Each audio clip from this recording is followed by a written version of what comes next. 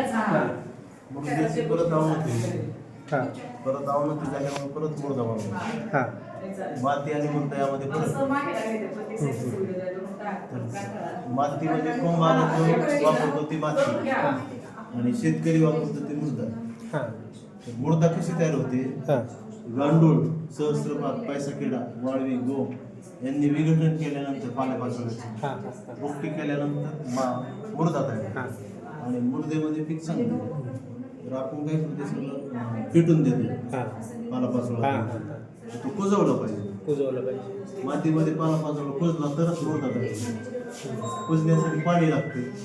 पाण्यामध्ये ऑक्सिजन असतो. ऑक्सिजनमुळे जीव तयार होतो. म्हणजे मातीमध्ये हुम्स तयार होतात आणि हे हुम्स मातीची मुर्दा तयार करतात. आपण ते सगळं पिटून देतो. आपण मुर्दाच म्हणजे आपण जे घटक आहेत तेच सगळे पेटून देतो. पेटून हां देतो. आता हे ऊस निघला आमच्याकडे ऊसाचं पाचट पेटून देतात. पाचट पेटून त्याच्यात काय पॉईंट आहे काय माहिती.